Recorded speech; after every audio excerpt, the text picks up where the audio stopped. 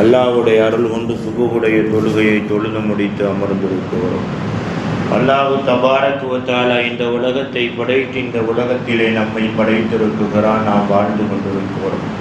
எப்படி வாழ்ந்து கொண்டிருக்கிறோம் என்றால், முன்னோர்கள் எந்த அடிச்சுவடை காட்டினார்களோ, முன்னோர்கள் எந்த வழியிலே நடந்து அல்லாஹ்வுடைய பிரியத்தை அடைந்தார்களோ, முன்னோர்கள் எந்த வழியிலே நடந்து இந்த உலகத்தை வென்றார்களோ, அந்த வழியிலே வாழ்ந்து கொண்டிருக்கிறோம். அன்பிற்குரியவர்களே, அந்த வழி என்ன வழி என்றால், அது அல்லாஹ்வை பார்த்து அல்லாஹ்வின் புறத்திலே இருந்து வரக்கூடிய வகைகளை, செய்திகளை கேட்டு அதன் பிரகாரம் நடந்து காட்டி, இதுதான் நேரான வழி, இதன் பிரகாரம் நடங்கள், இந்த வழியிலே நடந்தால்தான் வெற்றி கொள்ள முடியும் என்று சொல்லிக் கொடுத்த அருமை நாயகம் ஸல்லல்லாஹு அலைஹி வஸல்லத்துடைய வழி, அருமை நாயகத்துக்கு கொடுக்கப்பட்ட குர்ஆனுடைய வழி. அன்பிற்குரிய அருமை பெருமக்களே, நாம் நன்றாக சிந்தனை உள்ளவர்கள் நம் ஒரு விஷயத்தை கவனிக்க வேண்டும்.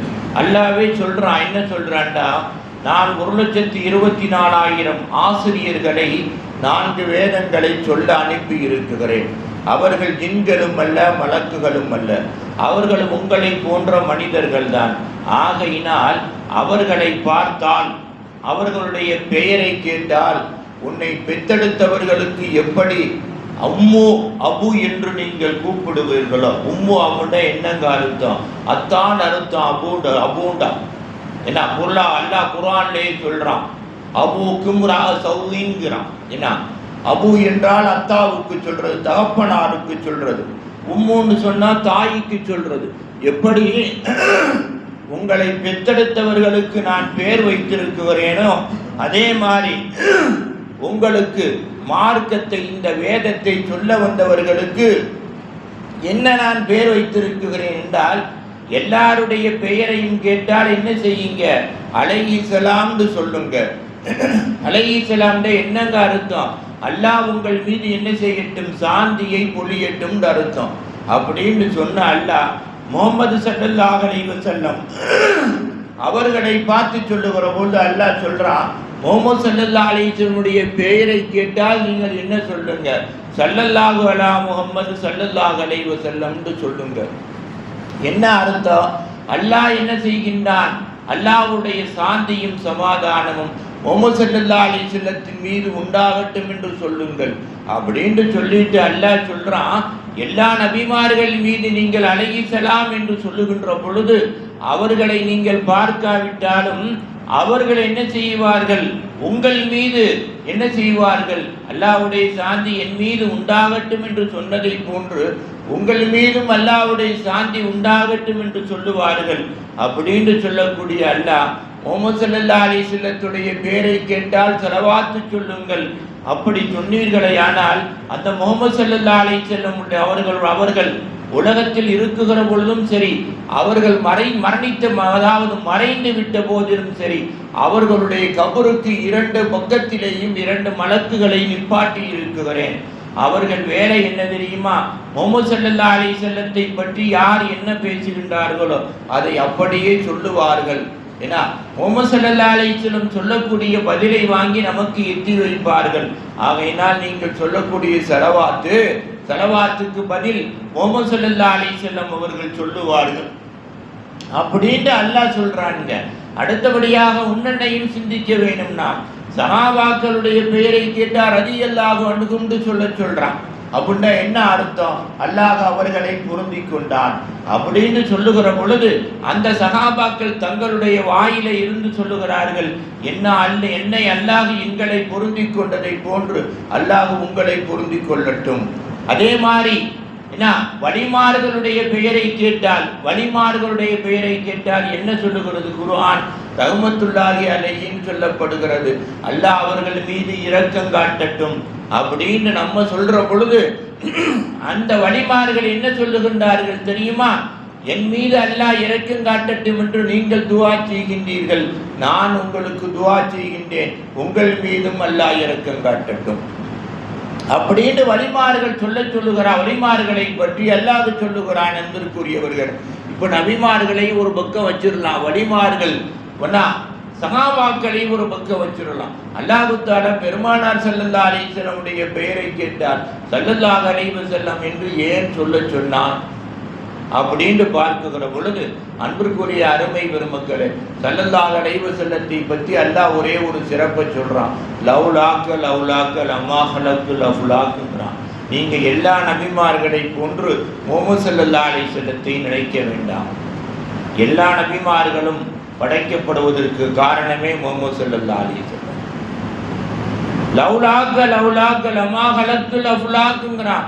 முஹம்மது ஸல்லல்லாஹு அலைஹி வஸல்லமுடைய உயிரை படைக்காவிட்டால், அந்த நூறானியத்தை படைக்காவிட்டால், வானம் பூமி அதற்கு மத்தியிலே உண்டான என்ன நீங்களே படைக்கப்பட்டிருக்க மாட்டீர்கள், நீங்களே படைக்கப்பட்டிருக்க மாட்டீர்கள் அப்படின்னு சொல்லக்கூடிய எல்லாம் முஹம்மது ஸல்லல்லாஹு அலைஹி வஸல்லம் பார்த்து சொல்றான். நீங்க மக்களிடத்திலே சொல்லுங்கள். என்ன சொல்லன்னு கேட்கிறாங்க.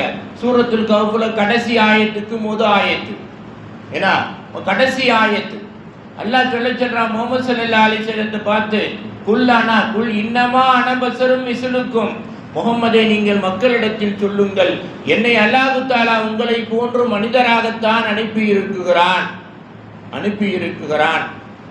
ஆனால் உங்களை போல மனுஷனா, உங்களை போல மனுஷர் தான், ஆனால் என்னுடைய அந்தஸ்து உங்களுடைய அந்தஸ்தா அப்படின்னு சொல்ற பொழுது அல்லாஹ் சொல்றான், யூகா இலைய அன்னமா இலாகுக்கும் இலாகும் வாகித், எனக்கு உங்களுக்கு மத்தியில் என்ன வித்தியாசம் தெரியுமா? அல்லாஹ் சொல்றான், முஹம்மதே சொல்றான், எனக்கு உங்களுக்கு மத்தியில் என்ன வித்தியாசம் தெரியுமா? என்னிடத்திலே ஜிப்ரீல் வருகின்றார், என்னிடத்திலே ஜிப்ரீல் வருகின்றார். ஷைத்தான் வரமாட்டான், வந்தாலும் ஷைத்தான் எனக்கு தெரியும். என்னிடத்திலே வரக்கூடிய ஷைத்தான் வந்தாலும் எனக்கு சலாம் சொல்லுவான், எனக்கு அடிமையாக வருவான். உங்களிடத்திலே ஜிப்ரீல் வரமாட்டார், உங்களிடத்திலே ஷைத்தான் வருவான், வாழ்ந்து கொண்டே இருப்பான் உங்கள் பக்கத்திலேயே உங்களோட. ஆனால் ஷைத்தான் என்று உங்களால் புரிந்து கொள்ள முடியாது. எனக்கு உங்களுக்கு மத்தியிலே வித்தியாசம் அதுதான். அந்த ஜிப்ரீல் என்ன சொல்றாரு? இன்னமா இலாகுக்கும் இலாகும் வாகித், உங்களை படைத்த அல்லாஹ் ஒருவன் தான் என்று சொல்லி இருக்கிறார். அந்த அல்லாஹுவை நான் நேரடியாக போய் பார்த்து வந்திருக்கிறேன். உங்களிடத்திலே ஜிப்ரீலும் அல்ல, நீங்கள் ஜிப்ரீலை பார்க்கவும் இல்லை. அதே நேரத்தில் ஜிப்ரீல் எந்த அல்லாஹ்வின் புறத்தில் இருந்து குர்ஆனை கொண்டு வந்து கொடுத்தாரோ அந்த அல்லாஹ்வை நீங்கள் பார்க்கவும் இல்லை அப்படின்னு சொல்லிட்டு அல்லாஹ் சொல்றான். ஃபமன் கான யர்ஜு லிகா ரப்பிஹி, நபியே முஹம்மதே சொல்லுங்கள், எந்த அல்லாஹ்வை நான் பார்த்து வந்தேனோ, எந்த அல்லாஹ்வை நான் பார்த்து வந்தேனோ அந்த அல்லாஹ்வுடைய சந்திப்பை நீங்கள் விரும்பினால், அந்த அல்லாஹ்வுடைய சந்திப்பை நீங்கள் விரும்பினால் என்ன செய்யுங்க? ஃபல் யஅமல் அமலன் சாலிஹா, அல்லாஹ்வை பார்ப்பதற்காக எத்தனை இரவுகளை நான் தூங்காமல் ஆக்கினேனோ, எத்தனை பகல்களை நோன்புலே கழித்தோனோ, எத்தனை நாள் மனைவியுடைய கடமைகளை செய்து முடித்த பின்னால் அல்லாஹ்வுடைய கடமையில் ஈடுபட்டேனோ, எத்தனை நாள் பிள்ளைகளுடைய கடமைகளை செய்து முடித்த பின்னால் என்ன அல்லாஹ்வுடைய விஷயத்தில் ஈடுபட்டேனோ அதே நல்ல மலை நீங்கள் செய்யுங்கள். நான் சந்தித்த அல்லாஹ்வை நீங்கள் சந்திக்க வேணுமே ஆனால் என்ன செய்யுங்க? அதை செய்யுங்கள். அதை விட்டு என்ன செய்யாதுங்க? உலகமே வாழ்க்கை என்று அலையாதீர்கள். காரணம், நாளைக்கு யாருதான் கூட வருவா? மனைவி மக்கள் வரமாட்டார்கள், என்ன உண்டு பிள்ளைகள்லாம் வரமாட்டாங்க, சொந்த பந்தங்கள்லாம் வரமாட்டாங்க, யாருமே வரமாட்டார்கள். உங்களை கொண்டு வைக்கக்கூடிய கபரு நல்லவர்களை கூட ஒரு தடவையாவது நெருக்கித்தான் தீரும். உங்களை கொண்டு வைக்கக்கூடிய கபரு தன்னுடைய ஆசையை நிலைநாட்டாமல் இருக்காது. அப்படி கபருடைய நெருக்கத்திற்கு ஆளாக்கப்படாத ஒரே ஒரு சஹாபி யார் தெரியுமா? ஸாயித் இப்னு முஆத். இவர் எப்ப இஸ்லாத்தை ஏத்துக்கிட்டு, இவர் யாருன்னா மதீனாவுடைய அவுஸ் ஹஜ்ரத்துடைய தலைவர்களில் ஒருவர். இவர் ரசூல் ஸல்லல்லாஹு அலைஹி வஸல்லத்தை ஏற்று எத்தனை வருஷம் வாழ்ந்தார் தெரியுமா? 6 வருஷம் தான் ரசூலுல்லாவோடு வாழ்ந்தார். ஆனால் ரசூலுல்லாவுக்காக அல்ல, இந்த இஸ்லாத்திற்காக என்ன செய்தார்? தன்னுடைய உடல், பொருள், ஆவி அனைத்தையுமே தியாகம் செய்தார். அன்பிற்குரியவர்களே, இந்த ஸாயித் இப்னு முஆத் ரலியல்லாஹு தஆலா அன்ஹு ஒருத்தருக்கு தான் கபருடைய நெருக்கம் கிடையாது. வேற எல்லாத்துக்கும் கபருடைய நெருக்கம் உண்டு உலகத்தில் வாழக்கூடியவர்களுக்கு. இந்த ஸாயித் இப்னு முஆதுடைய வாழ்க்கை 6 வருஷ வாழ்க்கை தான். அந்த தியாகம் யாருக்குமே கிடையாது. அந்தக்கு போர்க்களத்தில் காயம் படுகின்றார். அந்தக்கு போர்க்களத்தில் காயம் படுறார் ஸாயித் இப்னு முஆத். காயம் நல்ல காயம். காயத்திற்கு மருந்து ஓட்ட சூழ்நிலையிலே பெருமானாருக்கு பிரியமான சகாபி, மதீனாவிலே முதல் சகாபி. அப்ப காயத்துடைய வலி தாங்க முடியல. அப்போ ஒரு துஆ செய்கிறாரு தொழுதுட்டு, யா அல்லாஹ், இனியும் போர்க்களம் நடந்து, அந்தக்கு பின்னால் போர்க்களம் நடந்து அதிலே ரசூல் ஸல்லல்லாஹு அலைஹி வஸல்லம் அவர்கள் கலந்து கொள்வார்கள் என்று இருந்து அதிலே அவர்களுக்கு நான் உதவி செய்யக்கூடிய சூழ்நிலை ஏற்படுமையானால் என்னுடைய உயிரை இந்த உலகத்தில் தரிபடுத்து. இனி பெருமானார் ஸல்லல்லாஹு அலைஹி வஸல்லம் அவர்கள் போரிலே கலக்க மாட்டார்கள். போர் நடக்கும், போரிலே கலக்க மாட்டார்கள் அப்படின்னு இருக்குமையானால் இனி எனக்கு என்ன தேவையில்லை. இந்த உலகத்தில் இருந்து இந்த உயிருக்கு இவ்வளவு கஷ்டம் கொடுக்க தேவையில்லை அப்படின்னு துஆ செஞ்சு முடிச்சார். மறுநாள் காலையில் ரூஹு போகிவிட்டார்.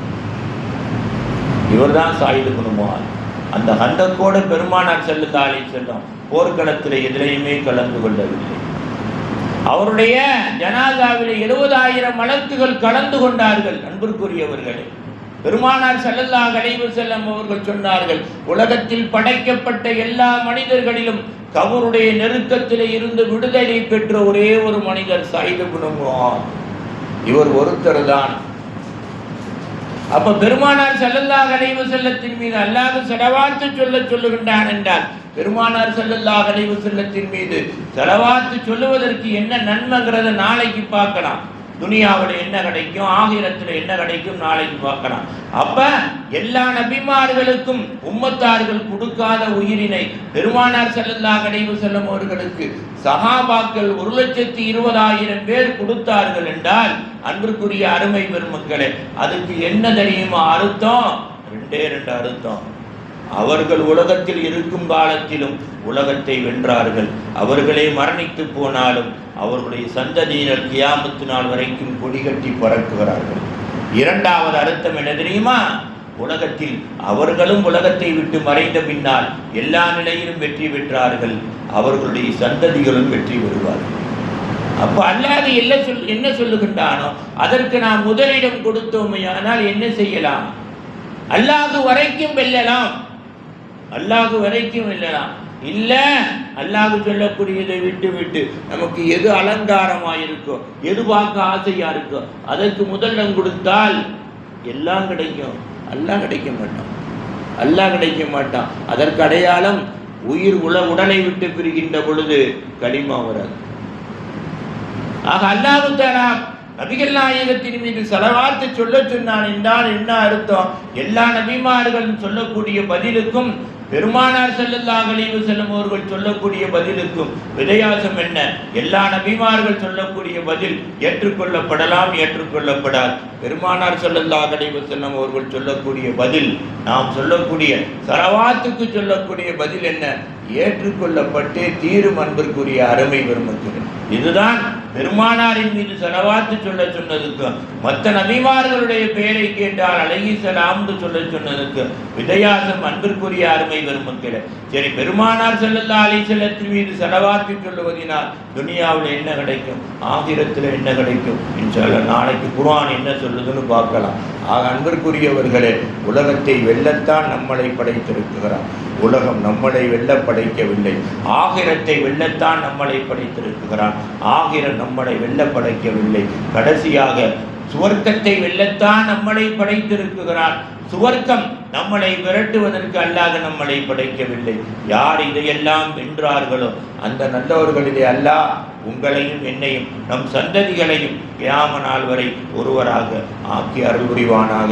வாகிர தஅவானா அனில் ஹம்துலில்லாஹி ரப்பில் ஆலமீன். அல்லாஹும்ம ரப்பனா ஆத்தினா ஃபித் துன்யா ஹஸனா وفي الآخرة حسنة وقنا عذاب النار وصلي على النبي سيدنا ونبينا مولانا محمد وعلى آله وصحبه أجمعين برحمتك يا أرحم الراحمين والحمد لله رب العالمين صلى الله على محمد صلى الله عليه وسلم صلى الله على محمد صلى الله عليه وسلم صلى الله على محمد يا رب صل عليه وسلم.